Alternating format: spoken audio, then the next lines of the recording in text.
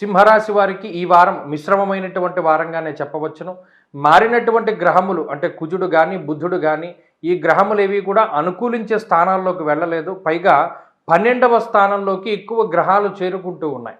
అంటే బుధుడు గాని, శుక్రుడు గాని లేదా గురుగ్రహం గాని ఇవి శుభగ్రహాలే కాబట్టి శుభమూలకంగా ధన వ్యయము లేదా మంచి విషయాలకి కష్టపడుతూ ఉండడము లేదా ఏదైనా సొంత కార్యక్రమాలకి సొంత పనులకి ఎక్కువగా శ్రమ చేస్తూ ఉండడం ఇటువంటి అంశాలు సింహరాశి వారిలో ఎక్కువగా కనబడుతూ ఉన్నాయి. అయితే అష్టమంలో ఉండేటువంటి శనేశ్వరుడు ప్రత్యేకించి ఎక్కువగా బాధ పెడుతూ ఉన్నటువంటి గ్రహం. నానా కార్య విరోధస్య వ్యాధిపీడా ధనక్షయం.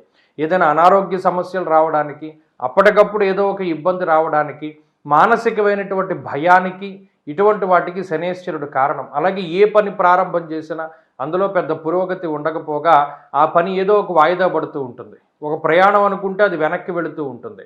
ఏదైనా ఒక పని అనుకుంటే అది ముందుకు సాగదు. ఇలా ఎక్కువగా ఈ గ్రహస్థితి ఇబ్బంది పెడుతూ ఉంటుంది.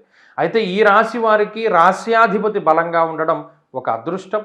ముఖ్యంగా లాభస్థానం ముందు రవి యోగిస్తూ ఉండడం వల్ల అర్ధంచ స్వకులాచార గృహలాభ సుభోజనం. మరీ ముఖ్యంగా కుటుంబం తాలూకు సపోర్ట్ చాలా ఎక్కువగా దొరుకుతూ ఉంటుంది. బంధుమిత్రాదుల వల్ల మంచి పరిస్థితులు నెలకొంటూ ఉంటాయి. అలాగే సుదూర ప్రాంతాలను చేరుకోగలుగుతారు. అలాగే కొండ ప్రాంత సంచారం చేస్తూ ఉంటారు. దేశాంతర వాసం చేయడానికి అవకాశం ఉంటుంది. విద్యార్థులకి గ్రహస్థితి కొంత అనుకూలిస్తూ ఉంటుంది. వేరే దేశంలో ఉండేటువంటి సింహరాశి వారు ఆర్థికంగా బలోపేతం అవుతూ ఉంటారు. అలాగే ముఖ్యంగా మానసికమైనటువంటి ప్రశాంతత మాత్రం కొంత తక్కువగానే ఉంటుంది ఈ రాశి వారికి. కాబట్టి ఈ వ్యయంలో ఉండేటువంటి గ్రహస్థితులు లేదా అష్టమ స్థానస్థిత శనేశ్వరుడు ఇవి కల్పించేటువంటివి ఏంటి అంటే మానసిక భ్రమలు, మానసిక భయాలు. అటువంటి వాటిని దూరం చేసుకోవడానికి స్వశక్తిని నమ్ముకోండి. ఏ పనైనా మీరు చేయగలిగితేనే ముందుకు వెళ్ళండి. ఇతరుల మీద ఆధారపడి ఏ పని కూడా చేయకండి. వృత్తి ఉద్యోగాలకు సంబంధించిన విషయాలు మధ్యస్థంగా ఉన్నాయి.